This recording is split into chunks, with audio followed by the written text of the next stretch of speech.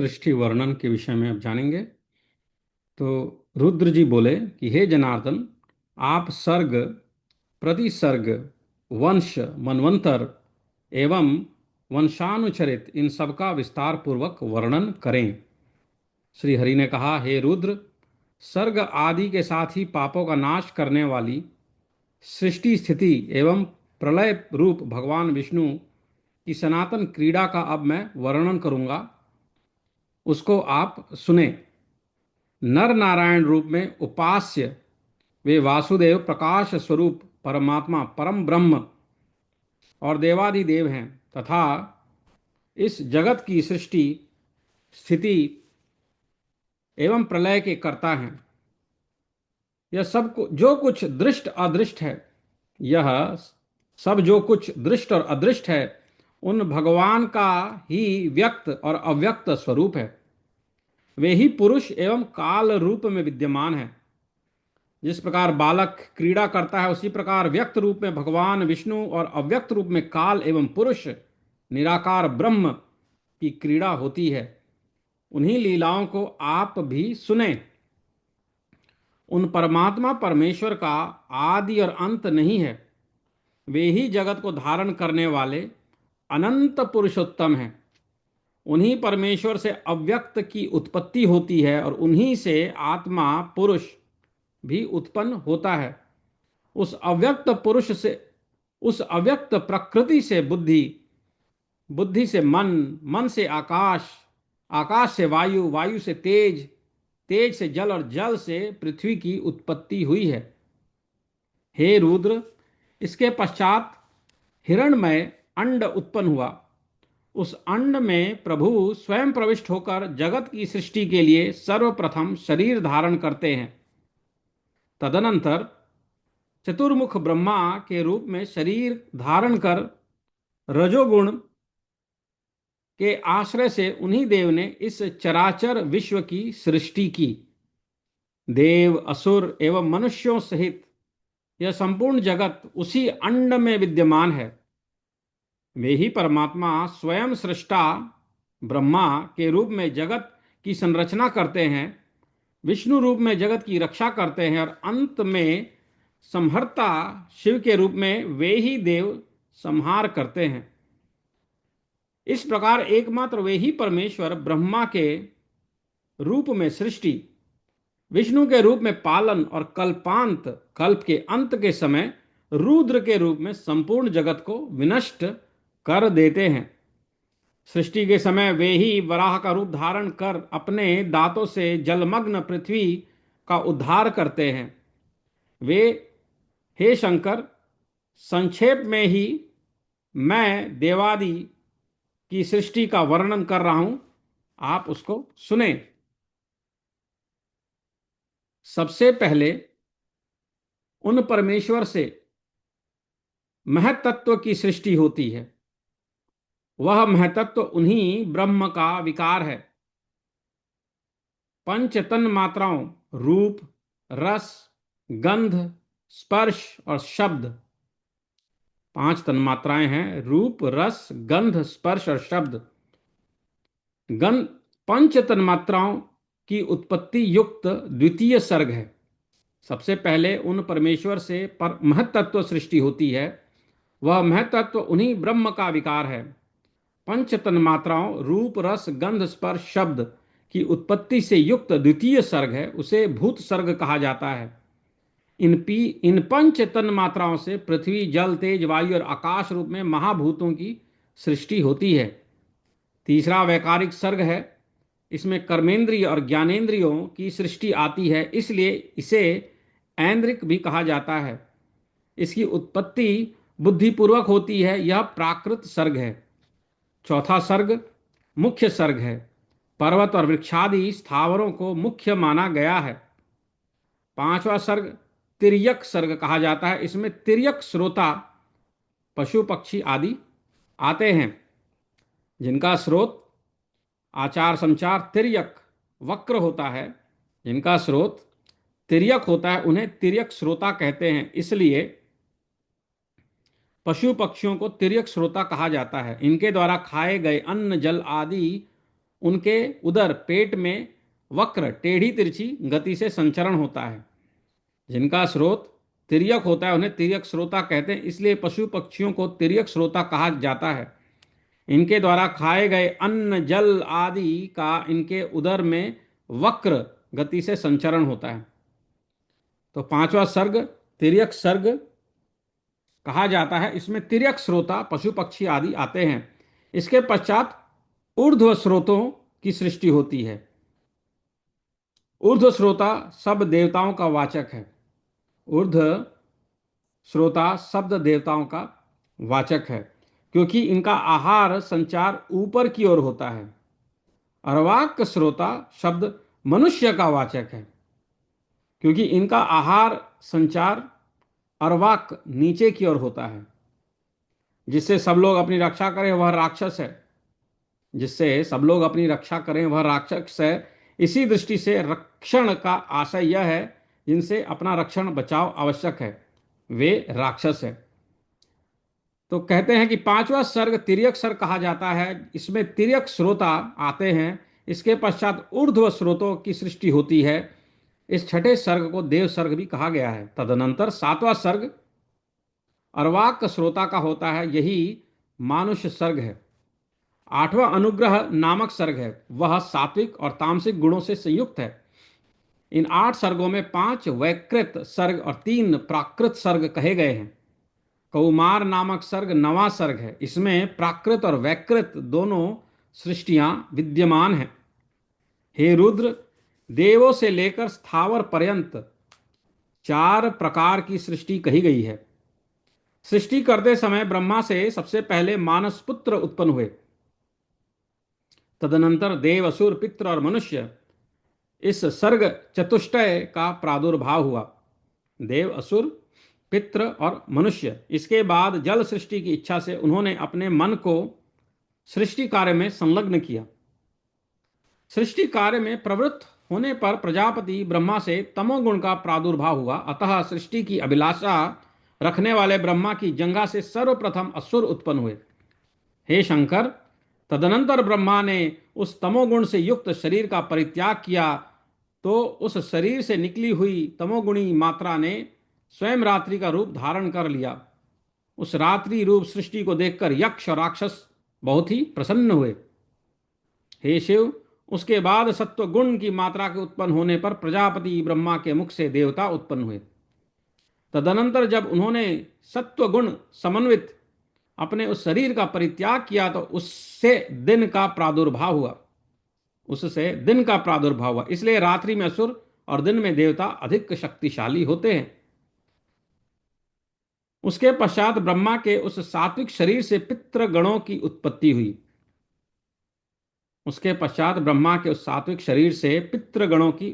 हुई। इसके बाद ब्रह्मा के द्वारा उस सात्विक शरीर का परित्याग करने पर संध्या की उत्पत्ति हुई, जो दिन और रात्रि के मध्य अवस्थित रहती है। तदनंतर ब्रह्मा के रजोमय शरीर से मनुष्यों का प्रादुर्भाव हुआ। जब ब्रह्मा ने उसका परित्याग किया, तो उससे ज्योत्सना उत्पन्न हुई, प्रभात काल उत्पन्न हुआ, जो प्राक संध्या के नाम से जानी जाती है। ज्योत्सना, रात्रि, दिन और संध्या, ये चारों उस ब्रह्मा के ही शरीर हैं। तत्पश्चात ब्रह्मा के रजोगुणमय शरीर के आश्रय से क्षुधा और क्रोध का जन्म हुआ। उसके बाद ब्रह्मा से ही भूख प्यास से आतुर एवं रक्त मांस पीने खाने वाले राक्षसों और यक्षों की उत्पत्ति हुई। राक्षसों से रक्षण के कारण राक्षस कहा गया है, और भक्षण के कारण यक्षों को यक्ष नाम की प्रसिद्धि प्राप्त हुई। यक्ष धन के देवता हैं, ये धन के लिए पूज्य होते हैं। भक्षण पूजा का एक भाग है। यक्ष धन प्रदान करने के लिए धन की कामना करने वालों से भक्षण की अपेक्षा रखते हैं। इसी दृष्टि से भक्षण के आधार पर यक्ष नाम समझना चाहिए। यक्ष का अर्थ पूजा भी हो सकता है। इसके लिए ऋग्वेद 7:61-5 का सायन भाष्य भी दृष्टव्य है। जिससे सब लोग अपनी रक्षा करें वह राक्षस है। इसी दृष्टि से रक्षण का आशय यह है, जिनसे अपना रक्षण बचाव आवश्यक है वे राक्षस हैं। तदनंतर ब्रह्मा के केशों से सर्प उत्पन्न हुए। ब्रह्मा के केश उनके सिर से नीचे गिरकर पुनः उनके सिर पर आरूढ़ हो गए, यही सर्पण है। ब्रह्मा के केश उनके सिर से नीचे गिरकर पुनः उनके सिर पर आरूढ़ हो गए, यही सर्पण है। इसी सर्पण गति विरोध के कारण उन्हें सर्प कहा गया। सर्पण यानी गति विरोध। इसी सर्पण के कारण उन्हें सर्प कहा गया, गति विरोध के कारण उन्हें सर्प कहा गया। उसके बाद ब्रह्मा के क्रोध से भूतों का जन्म हुआ, इसलिए इन प्राणियों में क्रोध की मात्रा अधिक होती है। तदनंतर ब्रह्मा से गंधर्वों की उत्पत्ति हुई। गायन करते हुए इन सभी का जन्म हुआ था, इसलिए इन्हें गंधर्व और अप्सरा की ख्याति प्राप्त है। उसके बाद प्रजापति ब्रह्मा के वक्षस्थल से स्वर्ग और द्युलोक उत्पन्न हुआ। उनके मुख से अज, उदर भाग से तथा पार्श्व भाग से गौ, पैर भाग से हाथी सहित अश्व, महिष, ऊंट और भेड़ की उत्पत्ति हुई। उनके रोमों से फल फूल और औषधियों का प्रादुर्भाव हुआ। गौ, अज, पुरुष ये मेध्य हैं, पवित्र हैं। घोड़े, खच्चर और गधे ग्राम्य पशु कहे जाते हैं। अब मुझसे वन्य पशुओं का सुनो। इन वन्य जंतुओं में पहले श्वापद, हिंसक व्याघ्र आदि पशु, दूसरे दो खुरों वाले, तीसरे हाथी, चौथे बंदर, पांचवें पंक्षी, छठे कच्छप आदि जलचर और सातवें सरीसृप जीव उत्पन्न हुए हैं। उन ब्रह्मा के पूर्वादि चारों मुखों से ऋक, यजुष, साम तथा अथर्व इन चार वेदों का प्रादुर्भाव हुआ। उन ब्रह्मा के पूर्वादि चारों मुखों से ऋग, यजुष, साम और अथर्व इन चारों वेदों का प्रादुर्भाव हुआ। उन्होंने मुख से ब्राह्मण, भुजाओं से क्षत्रिय, उरु भाग से वैश्य तथा पैरों से शूद्र उत्पन्न हुए। उसके बाद उन्होंने ब्राह्मणों के लिए ब्रह्मलोक, क्षत्रियों के लिए इंद्रलोक, वैश्यों के लिए वायुलोक और शूद्रों के लिए गंधर्व लोक का निर्धारण किया। उन्होंने ही ब्रह्मचारियों के लिए ब्रह्मलोक, स्वधर्म निरत गृहस्थाश्रम का पालन करने वाले लोगों के लिए प्रजापत्य लोक, वानप्रस्थाश्रमियों के लिए सप्तर्षि लोक और सन्यासियों तथा इच्छानुकूल सदैव विचरण करने वाले परम तपोनिधि के लिए अक्षय लोक का निर्धारण किया। श्रीहरि ने पुनः कहा कि हे रुद्र, प्रजापति ब्रह्मा ने परलोक में रहने वाली मानस प्रजाओं की सृष्टि के अनंतर सृष्टि विस्तार करने वाले मानस पुत्रों की सृष्टि की। उनसे धर्म, रुद्र, मनु, सनक, सनातन, भृगु, सनत कुमार, रुचि, श्रद्धा, मरीचि, अत्रि, अंगिरा, पुलस्य, पुलह, क्रतु, वशिष्ठ और नारद का प्रादुर्भाव हुआ। साथ ही बर्हिषद, अग्निश्वाक्त, क्रव्याद, आज्यप, सुकालीन, उपहूत एवं दीप्य नामक 7 पितृगण उत्पन्न हुए। बर्हिषद, अग्निश्वाक्त, कृव्याद, आज्यप, सुकालीन, उपहूत एवं दीप्य 7 पितृगण उत्पन्न हुए।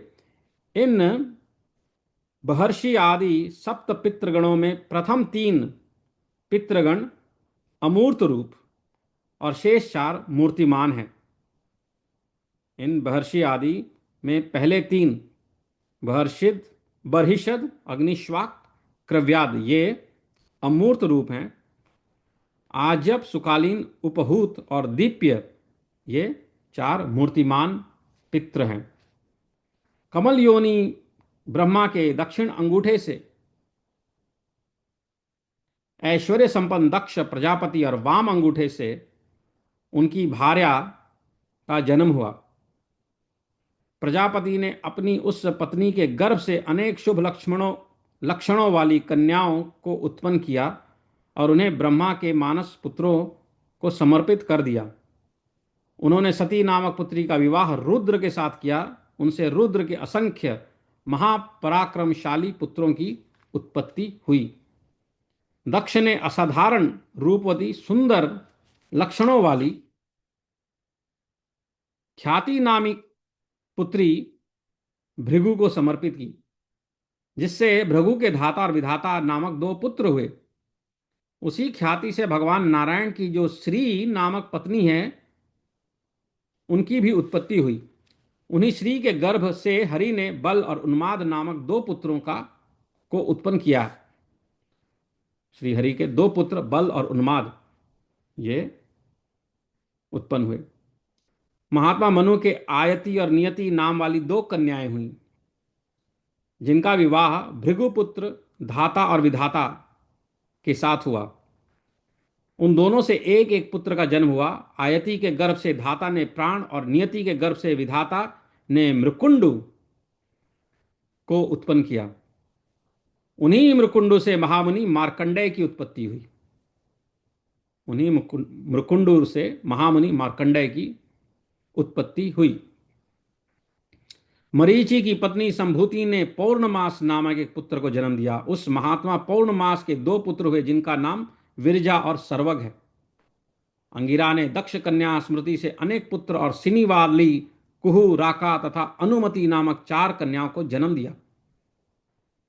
अनसुया ने अत्रि से चंद्रमा, दुर्वासा एवं योगी दत्तात्रेय नामक तीन पुत्रों को उत्पन्न किया। पुलत्स्य की पत्नी प्रीति से दत्तोली नामक पुत्र हुआ। प्रजापति पुलह की पत्नी क्षमा से कर्मश, अर्थवीर तथा सहिष्णु नामक तीन पुत्र उत्पन्न हुए।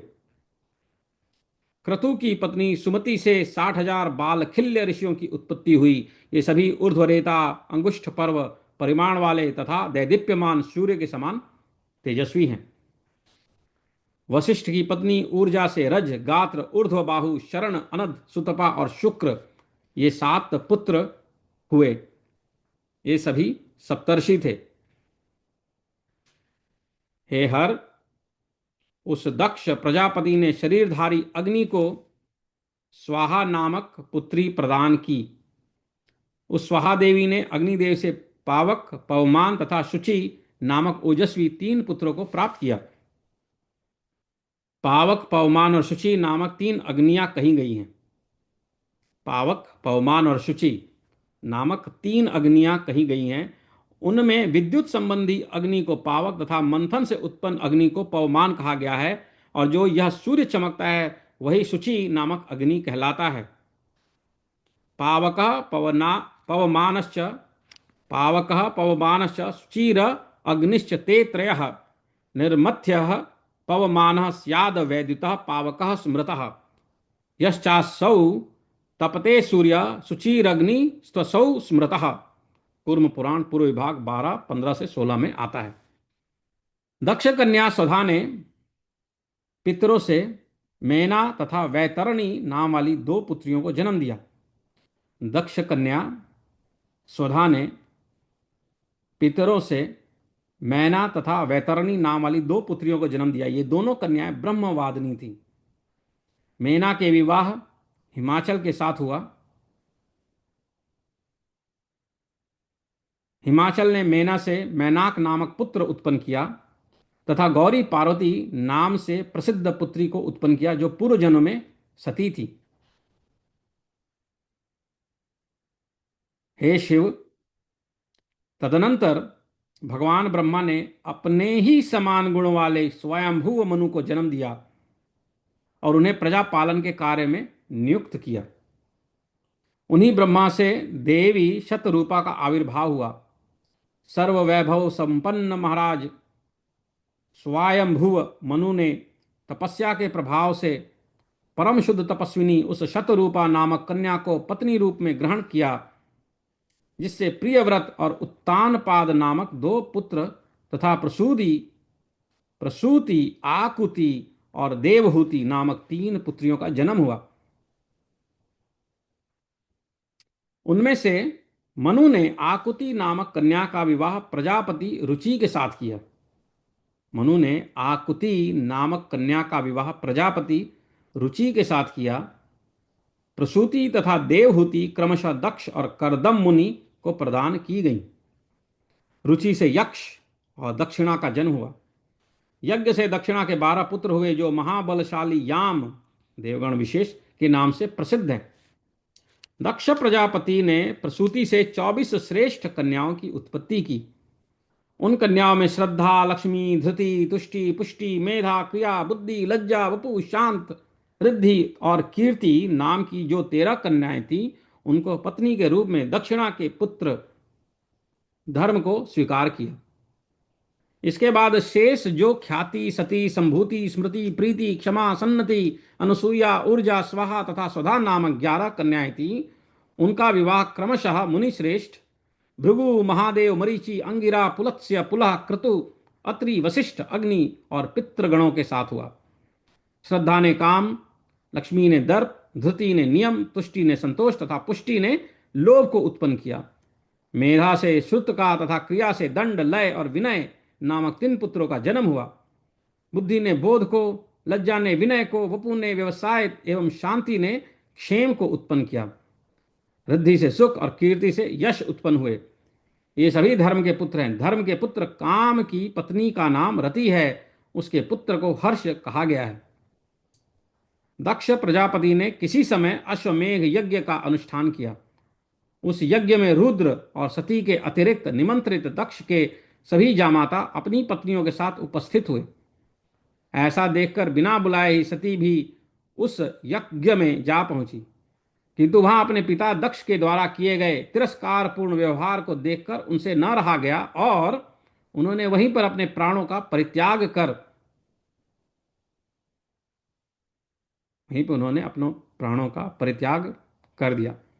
वे ही सती पुनः हिमालय से मेना के गर्भ में उत्पन्न हुई और गौरी के नाम से प्रसिद्ध होकर शंभु भगवान शंकर की पत्नी बनी। तदनंतर उनसे गणेश और कार्तिकेय हुए।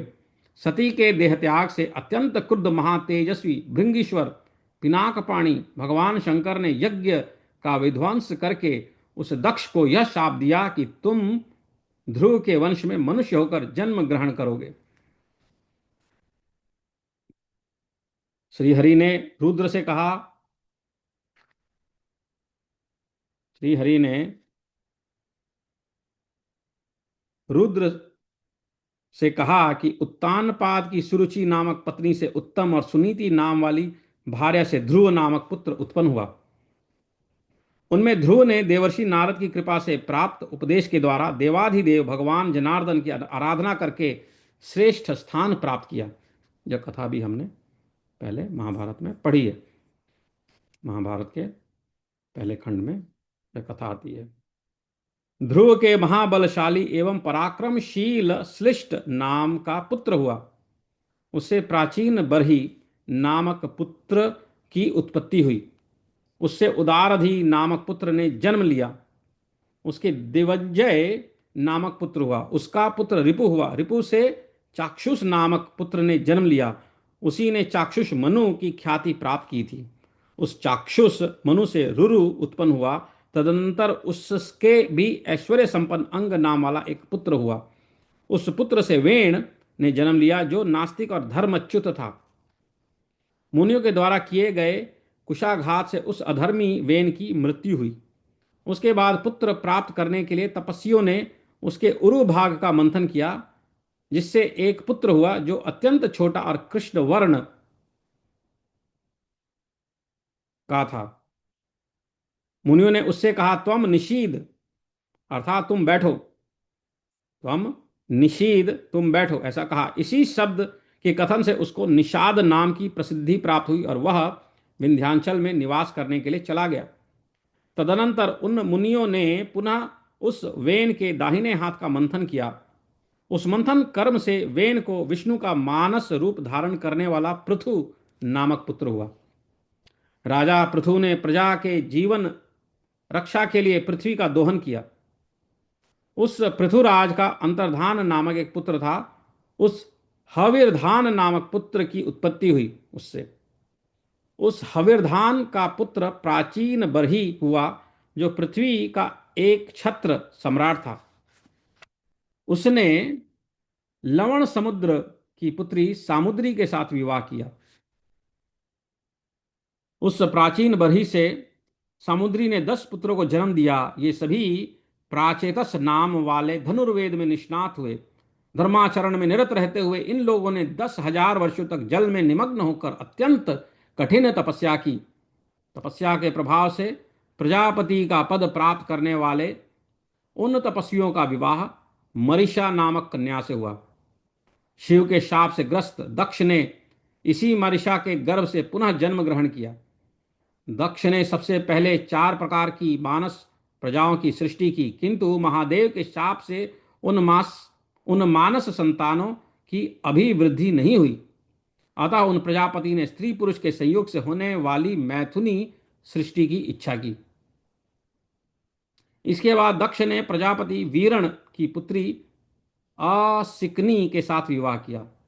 इस असिकनी के गर्भ से उन दक्ष के 1000 पुत्र उत्पन्न हुए। नारद के उपदेश से वे सभी पृथ्वी की अंतिम सीमा को जानने के लिए निकल पड़े, किंतु पुनः वापस नहीं आए। हे हर, इस प्रकार उन 1000 पुत्रों के नष्ट हो जाने पर दक्ष ने पुनः 1000 पुत्रों को जन्म दिया। वे सभी सबलाश्व नाम से प्रसिद्ध हुए। उन लोगों ने भी अपने बड़े भाइयों के मार्ग का ही अनुसरण किया।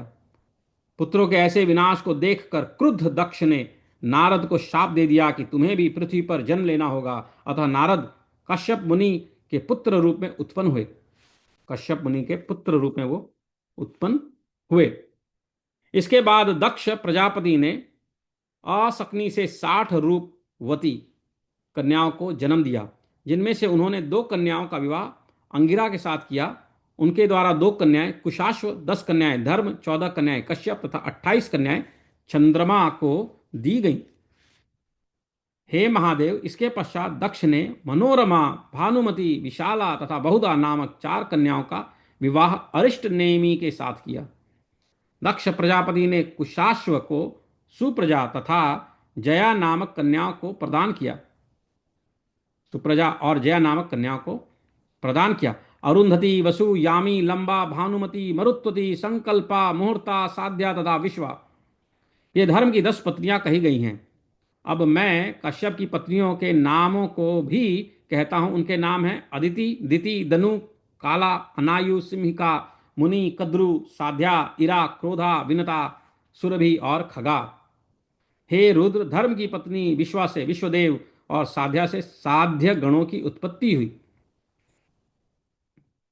मरुत्वती से मरुत्वान तथा वसु से 8 वसुगणों का आविर्भाव हुआ। हे शंकर, भानु से 12 भानु और मुहूर्तों से मुहूर्त गणों की उत्पत्ति हुई। लंबा से घोष तथा यामी से नागविथि का जन्म हुआ और संकल्पा से सर्वात्मक संकल्प का प्रादुर्भाव हुआ। आप, ध्रुव, सोम, धर, अनिल, अनल, प्रत्युष तथा प्रभास, ये 8 वसु माने गए हैं। आपके वेतुंडी, श्रम, श्रांत और ध्वनि नामक 4 पुत्र हुए। ध्रुव के पुत्र रूप में भगवान काल का जन्म हुआ, जो लोक के संहारक हैं। सोम से पुत्र रूप में भगवान वर्चा हुए, जिनकी कृपा से मनुष्य वर्चस्वी होता है। सोम से पुत्र रूप में भगवान वर्चा हुए, जिनकी कृपा से मनुष्य वर्चस्वी होता है। मनोहरा से घर के द्रुहिण, हुत, हव्यवह, शिशिर, प्राण और रमण नाम वाले पुत्र उत्पन्न हुए। अनिल की पत्नी का नाम शिवा है। अनिल और शिवा से पुलोमज और अभिज्ञात गति नामक 2 पुत्र उत्पन्न हुए। अनल अग्नि, अनल के पुत्र कुमार हैं। अनल यानी अग्नि के पुत्र कुमार हैं, जिनकी उत्पत्ति शरकानन पर हुई थी।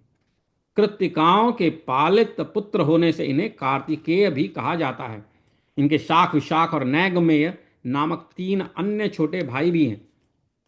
महर्षि देवल को प्रत्युष नामक वसु का पुत्र माना गया है। प्रभास सवसु से विख्यात देवशिल्पी विश्वकर्मा का जन्म हुआ।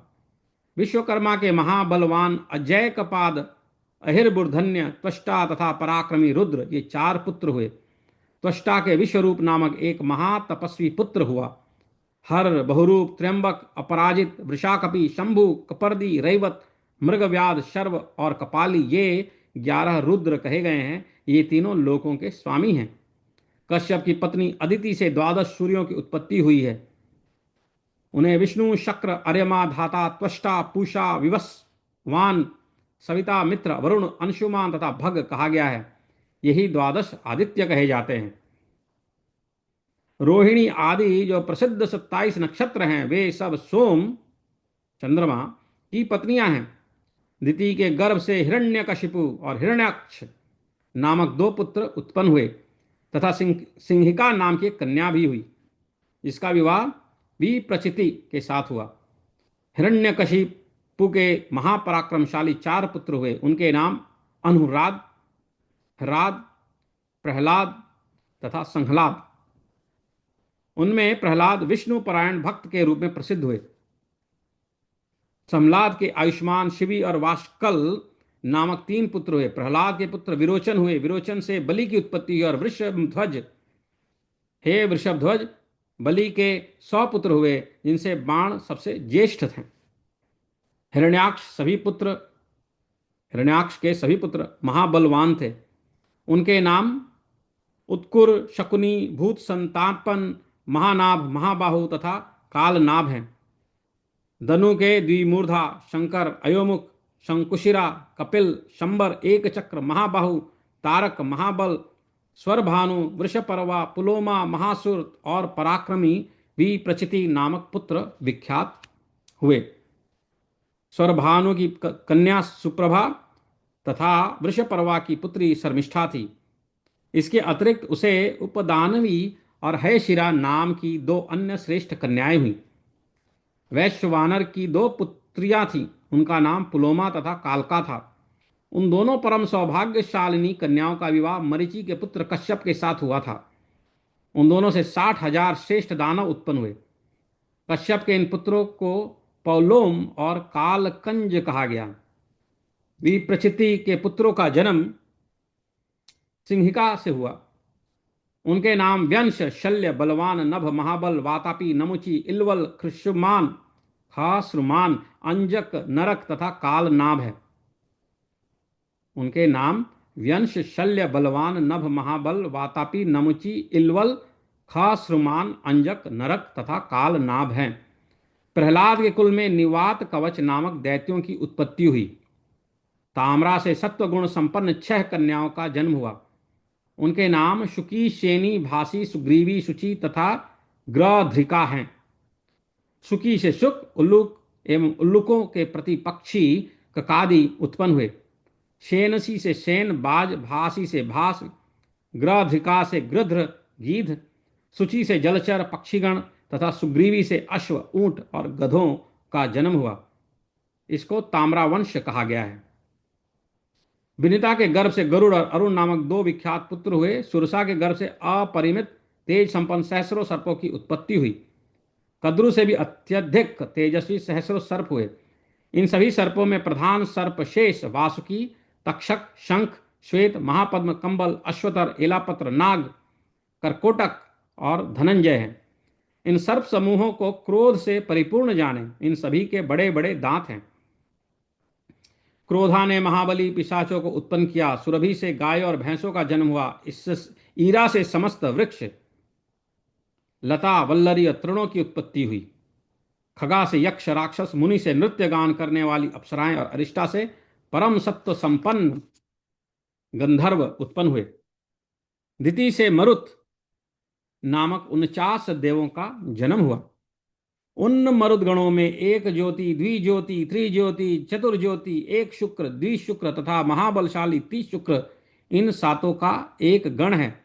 ईदृक, सदृक, अन्याद्रिक, प्रतिसदृक, मित, समित, सुमित नाम वाले मरुतों का परम शक्ति संपन्न दूसरा गण है। ऋतजित, सत्यजित, सुसेन, सेनजित, अति मित्र, अमित्र तथा दूरमित्र नामक मरुतों का तीसरा अजेय गण है। ऋत, ऋतधर्म, विहर्ता, वरुण, ध्रुव, विधारण और दुर्मेधा नामक मरुतों का चौथा गण है। ईदृश, सदृक्ष, एतादृक्ष, मिताशन, एतैन, प्रसदृक्ष और सुरत नामक महातपस्वी मरुतों का पांचवा गण है। हेतुमान, प्रसव, सुरभ, नादिरुग्र, ध्वनिर्भास, विक्षिप्त तथा सह नाम वाला मरुतों का छठा गण है। द्वितीय वसु, अनाधृष्य, लाभ, काम, जयी, विराट तथा उद्वेषण नामक सातवां वायु गण स्कंद है। ये सभी 49 मरुदगण भगवान विष्णु के ही रूप हैं। राजा, दानव, देव, सूर्यादि ग्रह तथा मनु आदि इन्हीं श्रीहरि का पूजन करते हैं। इस प्रकार छठा अध्याय यहाँ पे समाप्त होता है।